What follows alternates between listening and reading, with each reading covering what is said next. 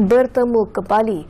Banjir besar luar jangkaan Bah Kuning pada Disember 2014 di Kelantan meninggalkan kenangan yang cukup mengayat hati dan trauma terutama kepada mangsa banjir yang terkesan dengan fenomena alam luar biasa itu. Rentetan daripada peristiwa itu, kerajaan meluluskan projek tebatan banjir di Hospital Raja Perempuan Zainab II atau HRPZ2 di bawah rancangan Malaysia ke-11 Rolling Plan pertama dengan kos RM8 juta.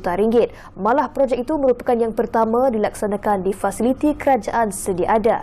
Ikuti laporan disediakan wartawan Ikram Rosli.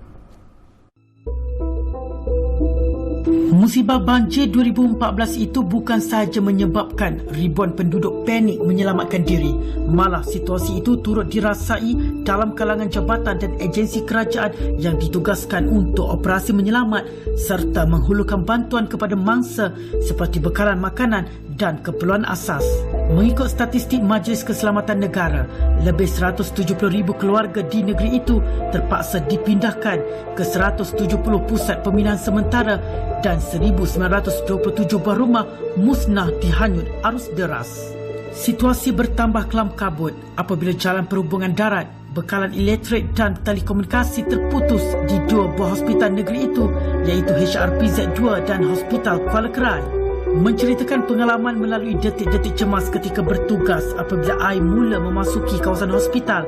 Rata-rata petugas di HRPZ2 terpaksa bertungku lumus memindahkan beberapa pesakit ke Hospital Universiti Sains Malaysia Kubang Kerian menggunakan kenderaan lori daripada Agensi Angkatan Pertahanan Awam Malaysia serta Jabatan Bomba dan Penyelamat Malaysia. Masa tu kebanyakan elektrik di cut off sebab air makin naik. Kita pun pindah dengan kereta bomba lah. Bila sampai dekat USM, masa tu dia bangunan baru siap. Jadi kita HRPZ telah set up untuk ICU. Bagi Ketua Jururawat dari HRPZ2, Mas Lila Ali pula, ketika kejadian pada 12.30 malam, kaki tangan yang bertugas tidak ramai sehingga menyebabkan beliau terpaksa memindahkan beberapa pesakit kanak-kanak yang berada di wad unit rawatan rapi apabila air mula naik sehingga paras pinggang. Oleh kerana keadaan banjir semakin parah dan generator semasa itu tidak mampu lagi menampung keperluan pesakit kami. Masa itu elektrik pun sudah cut off. Kami terpaksa berpindah sekali lagi ke HSA, menaiki truk bomba dan tentera. Di sana kami menemukan bangunan baru Jabatan Kecemasan ASN siap dibina dan masih belum beroperasi sepenuhnya dah.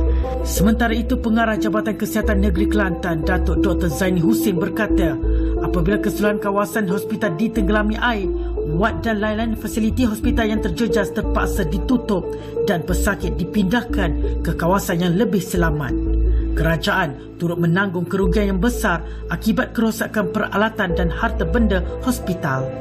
Jadi ini merupakan projek yang pertama di hospital di Kementerian Kesihatan di Malaysia dan kita haraplah ia dapat berfungsi dengan baik insya-Allah, dan juga kami di Kementerian Kesihatan atau Jabatan Kesihatan akan dapat memberi perkhidmatan perubatan kepada masyarakat khususnya mereka yang dirawat di Hospital Raja Perempuan Zainab II.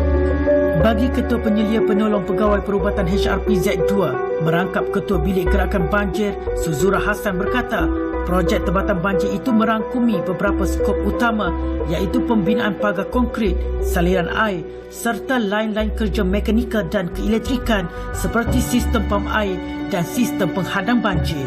Keseluruhan kawasan hospital ini adalah kita dapati terdapat 15 pintu tebatan banjir yang mana 10 daripadanya adalah pintu besar dan sisinya adalah 5 pintu kecil lah.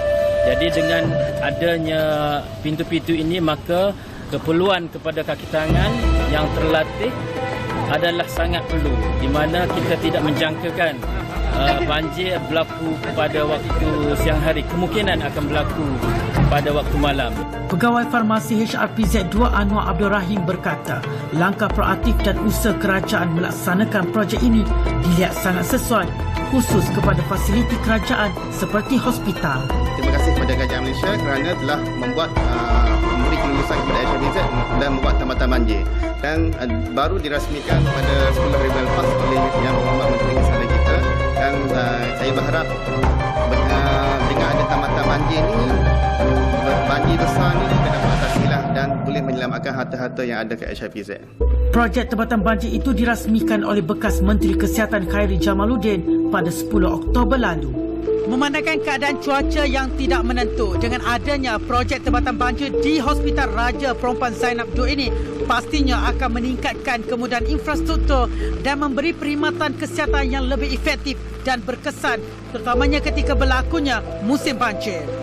Saya Ikram Rosli bersama juru kamera Nik Muhammad Zulhafiz, Bernama TV, Kelantan.